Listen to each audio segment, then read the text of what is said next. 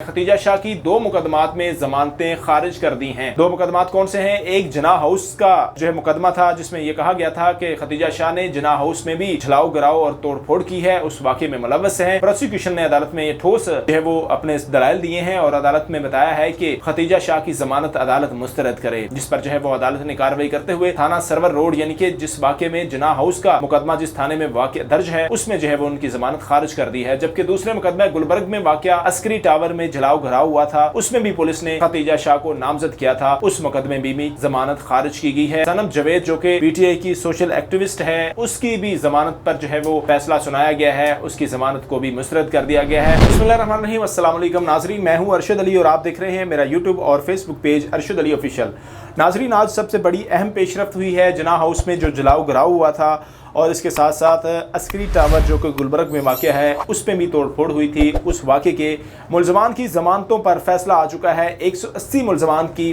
ज़मानतों पर फैसला क्या आया है ये वीडियो के अंदर जाकर बताएंगे। सनम जवेद और इसके साथ साथ खतीजा शाह की ज़मानतों के ऊपर क्या फ़ैसला हुआ और सनम जवेद की वालदा के साथ क्या वाक़या पेश आया कि वो बेहोश हो गई, ये तमाम तर जो है वो वीडियो के अंदर जाके बताएंगे। इस वक्त जो है वो अगला केस जो है वो मोनस इलाही की अहलिया तहरीम इलाही का है, मनी लॉन्ड्रिंग के हवाले से, उसमें भी बड़ी अहम पेशरफ्त हुई है, उसको भी जो है वो आगे जाके बयान किया जाएगा। सबसे पहले हम बात करेंगे दहशतगर्दी अदालत में खतीजा शाह को ज़मानत के लिए जो है वो खतीजा शाह ने इंसदाद दहशतगर्दी अदालत में दायर की हुई थी और रजू किया हुआ था, उस पर जो है वो फैसला सुनाया गया है। खतीजा शाह की 2 मुकदमात में ज़मानतें खारिज कर दी हैं।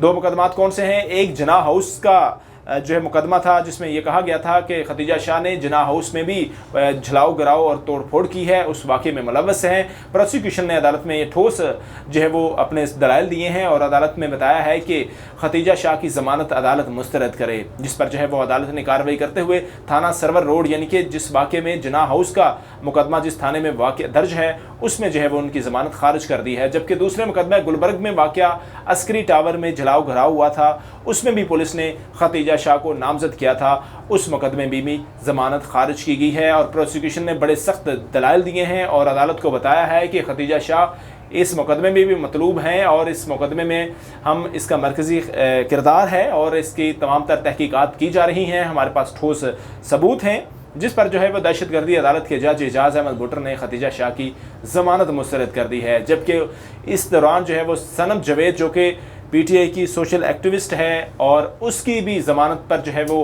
फैसला सुनाया गया है, उसकी ज़मानत को भी मुस्तरद कर दिया गया है। सनम जवेद की ज़मानत को जो है वो अदम पैरवी की बुनियाद पर मुस्तरद किया गया है। ऐसा क्यों हुआ है? आज इंसदाद दहशतगर्दी अदालत में 170 से ज़ायद जो मुलज़मान थे उनकी ज़मानतें कोर्ट में फ़िक्स थी। 170 से ज़ायद मुलज़मान की जब ज़मानतें फ़िक्स थी तो उस वक्त जो है वो जब सनम जवेद के केस को कॉल किया गया तो उस वक्त सनम जवेद का ना वालिद मौजूद था ना उसका वकील मौजूद था कमरा अदालत में, तो उसकी वालदा उस वक्त उससे कबल जो है वो बेहोश हो गई थी। वो दहशतगर्दी अदालत में मौजूद थी, गर्मी ज़्यादा थी, वो बेहोश हुई और उसका वालिद और उसका वकील दहशतगर्दी अदालत से उसको सर्विस हॉस्पिटल जो है वो इमरजेंसी में लेकर गए, जहाँ पर जो है वो उसका इलाज मुआवजा होता रहा और पीछे से जो है वो उसका केस कॉल हुआ, जिसमें जो है वो उनके वकील बार वक्त आर्ग्यू नहीं कर सके और ना ही उनकी जानिब से कोई हाज़िरी हुई, जिस पर जो है वो अदालत ने सनम जवेद की ज़मानत अदम पैरवी की बुनियाद पर खारिज की है। दूसरी जानब जो है वो सनम जवेद के साथ ही कैद हैं तैयबा राजा, जो कि तैयबा राजा चूँकि आपको पता है कि वो रावलपिंडी से हैं और उसका वकील जो है वो अदालत में पेश हुआ है और उसकी ज़मानत जो है वो मेरिट की बुनियाद पर मुस्तरद हुई है। तैयबा राजा की ज़मानत पर जो ज़मानत है वो मेरिट की बुनियाद पर मुस्तरद हुई है और आज प्रोसिक्यूशन की तरफ से बड़े सख्त जो है वो आर्गूमेंट्स किए गए हैं। 140 से ज़ायद जो मुलज़मान हैं उनकी ज़मानतें मुस्तरद हुई हैं, जिसमें जो है वो 170 से ज़ायद मुलज़मों की ज़मानतें फ़िक्स थी, 140 से ज़ायद मुलज़मों की ज़मानतें मुस्तरद हुई हैं, जबकि 30 से ज़ायद मुलज़मान की ज़मानतें मंजूर कर ली गई हैं 1-1 लाख मुचलकों के एवज़। सो अब ये मुलज़मान जो है वो लाहौर हाई कोर्ट का से रजू करेंगे, ताहम जिनकी अदम पैरवी की बुनियाद पर ज़मानत खारिज हुई है, जिसमें सनम जवेद है, वो अब ATC अदालत से उसके पास अभी फ़ौरन मौजूद है, वो दहशतगर्दी अदालत में दोबारा जो है वो रजू कर सकती है। दूसरी जानब जो है वो डॉक्टर यास्मीन राशिद की भी गुलबर्ग में जो अस्करी टावर के अंदर जलाओ घराव हुआ था उस मुकदमे में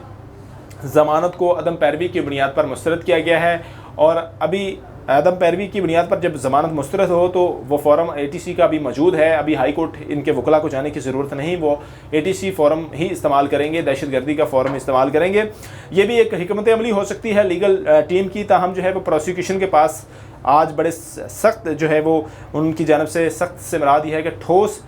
दलाइल दिए गए हैं और कानून की मुख्तलिफ हवाला जात भी दिए गए हैं और मुख्तलिफ आला अदालतों के फ़ैसलों के हवाला जात भी जो है वो पेश किए गए हैं। और ये बताया गया है कि ये मुलज़मान 9 मई के जो मुलज़मान हैं जिन्होंने जलाओ घराव किया है, इनके ख़िलाफ़ हमारे पास ठोस सबूत मौजूद हैं, इनकी लोकेशंस मौजूद हैं, इनके फ़ोटोग्रामेटिक टेस्ट भी हुए हैं और इनकी जो मुख्तलिफ लोकेशंस हमने ट्रेस आउट की हैं। तो इस वक्त ठीक एन उस टाइम जब जलाओ घराव हो रहा था तो ये वहाँ पर फ़लाँ उसके अंदर जिना हाउस के अंदर मौजूद थे और अस्करी टावर के कुछ मुलज़मान थे, उनकी ज़मानतें भी इस बुनियाद पर कोर्ट ने खारिज की हैं। दूसरी जानब जो है वो मोना सलाही की आलिया के ऊपर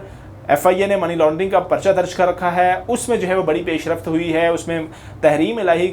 की ज़मानत जो है वो कंफर्म कर दी गई है और इसके साथ साथ ज़ारा इलाही की जो कि मोना सलाही की भाभी हैं उनकी भी ज़मानत कंफर्म की गई है और रासक इलाही जो कि उनके भाई हैं उनकी भी ज़मानत कंफर्म कर दी गई है। 10-10 लाख रुपए मुचलकों के बस जो है वो उनकी ज़मानतें